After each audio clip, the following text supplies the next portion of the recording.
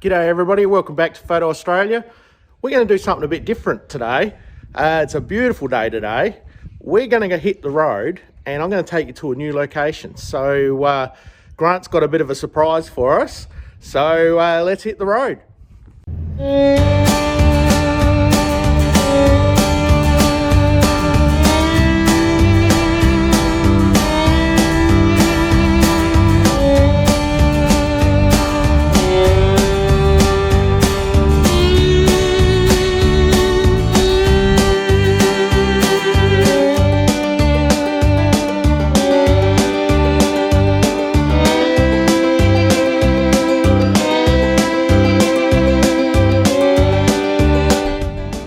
Just coming into Goolwa right now, so I have one more stop to do, so you can probably guess what that will be.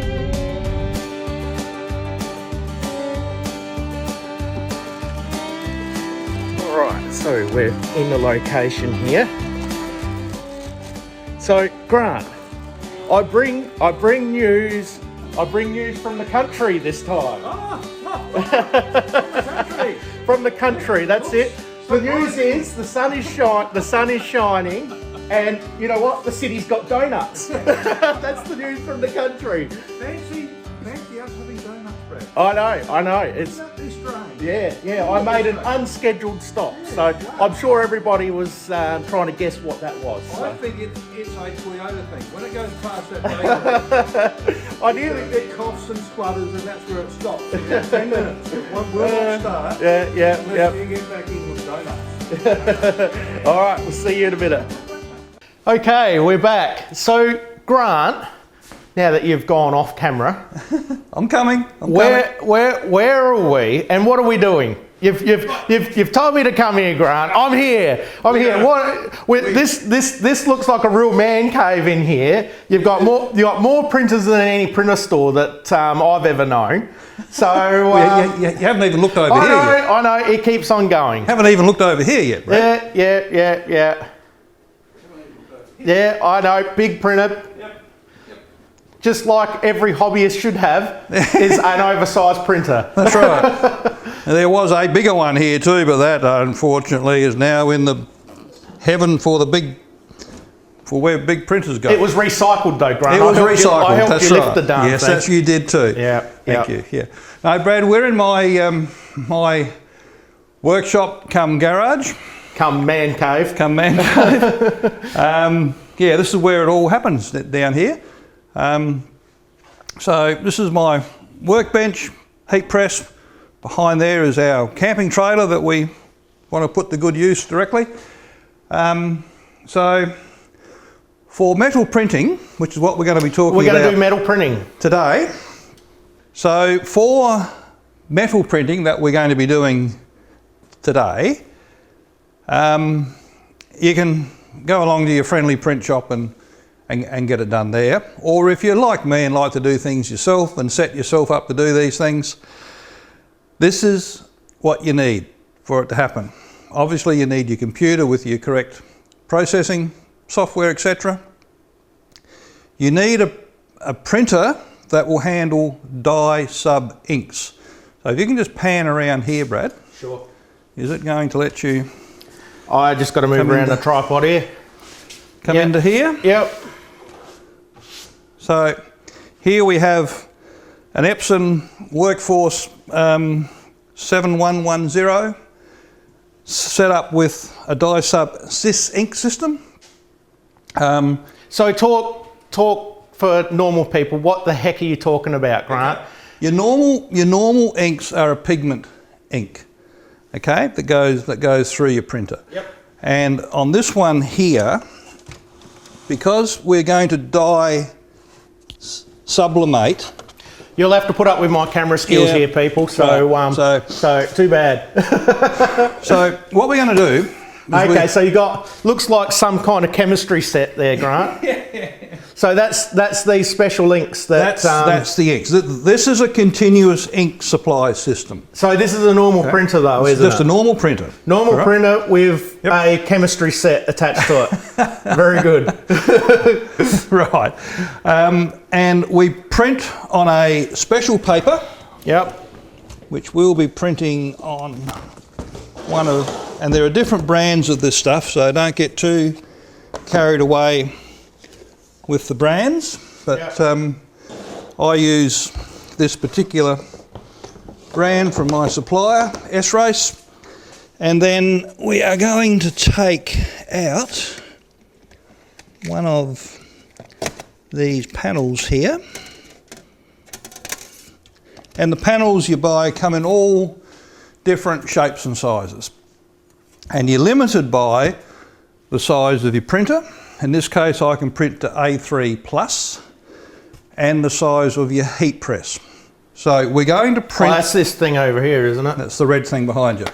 So that's this thing here. So that's a heat press, is it? That's the heat press. Ah, yeah. Yep. We'll turn that on in a minute and heat the place up. So that's up. what you'd call an A3 print press, is that's a 500 by 400, sorry. Yep. It's the bed here. You want one like this that swings away. You don't really want the clamshell one. Oh, yeah. The clamshell one, the cheaper clamshell ones, when they come down, can apply an uneven pressure, and you want a very even pressure across this plate to get your sublimation process from the extreme heat of this off the paper onto your metal panel. So we're going to sublimate, we're going to transfer the ink from the paper to the metal. Okay, that's interesting. Okay. And that hence why you've got a chemistry set on your on your printer. That's just ink. That's just dye sub ink. But you can only do it. You can only print it on certain types of printers, because the Canon printer here and my HP printer over there, the big one, all apply heat to the ink in the printing process. Yep. This does not. Okay. This applies no heat at all. Yep. So the ink is technically, I guess, able to be transferred. Yep. Once it's had heat applied to it, it cannot be transferred. Yeah. So you need a specialist printer to make that happen. You can spend a lot more money on printers than this one to get that end result. Epson make them. Sawgrass or Rico Sawgrass make them, but they're fairly expensive items. This one was not that expensive. The CIS ink system, continuous ink supply system, brings your ink costs right down. You've got to run your head cleaning mechanism fairly frequently, otherwise this ink will clog faster than normal pigment ink. So you run them yourself, do you? Yep. Yeah, just on their maintenance thing on there. Yep.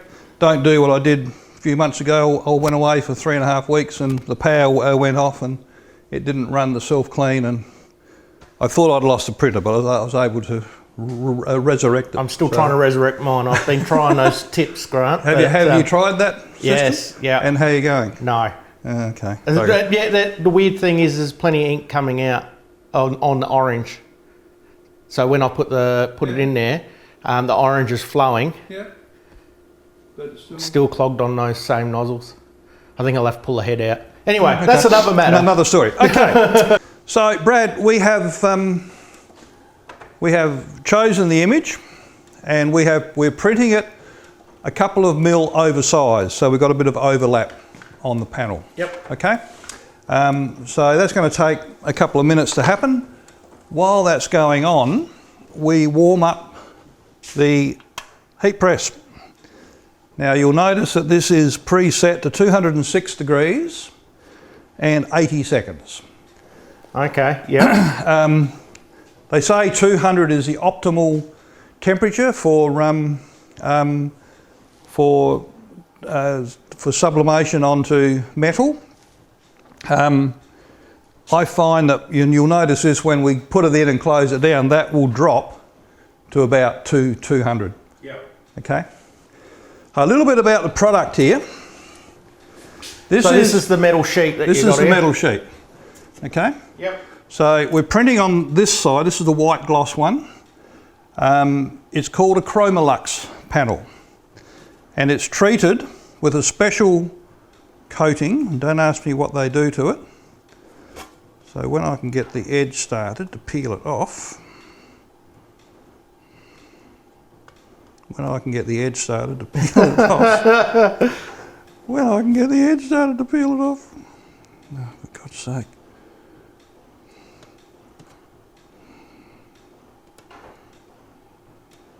You're almost there, started. There you go. Okay, so we're peeling off the edge. Yep.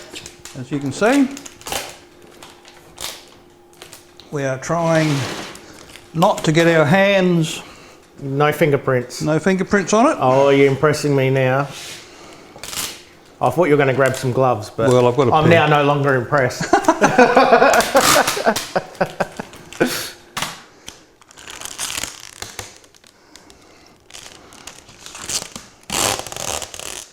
Okay, so that is the protective And coat just to go on the paper you're using, you briefly mentioned it. Yep. So what you're actually printing on.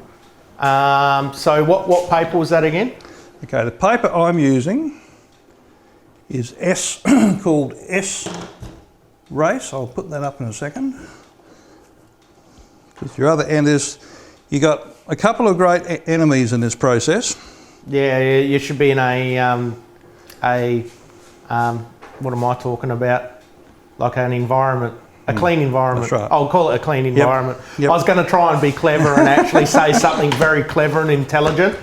No, I just realised that I'm not very clever and I'm not very intelligent. So, a clean environment. That's the paper I use.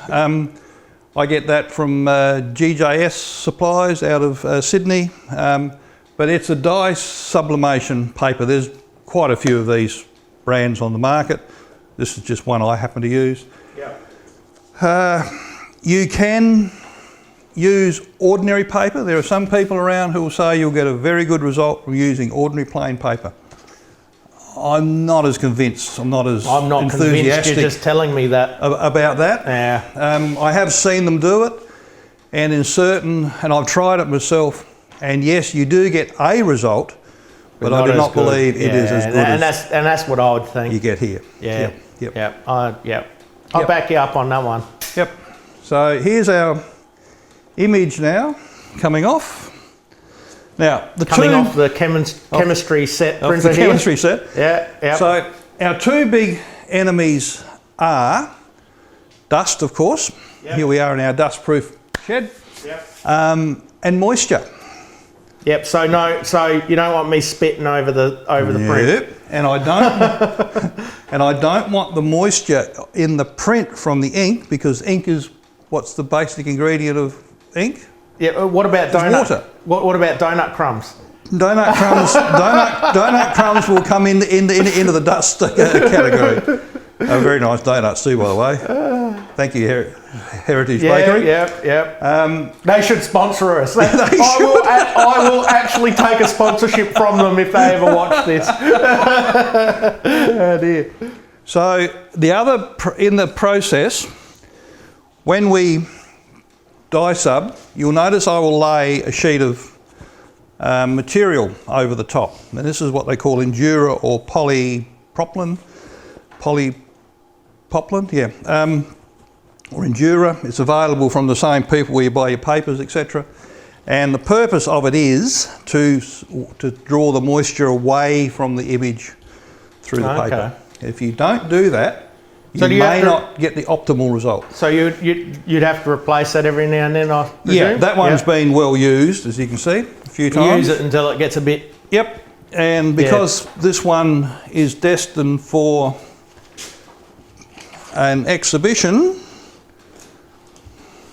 And you're on camera. And I'm on camera, I will use... whoever this photo is, just be glad that it's on camera, because Grant would have used that old crusty one. I would not have. It's nice, that is.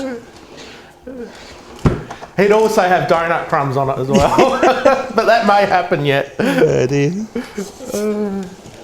So you're going to use a new one? I am going to cut myself a new piece. Oh my gosh. Look at that. Look at that.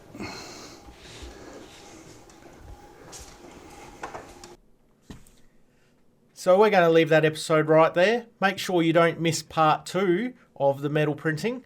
And hit subscribe if you haven't already done so. Hit the bell icon if you want to receive notifications. And with that, we'll see you in the next episode. Bye-bye.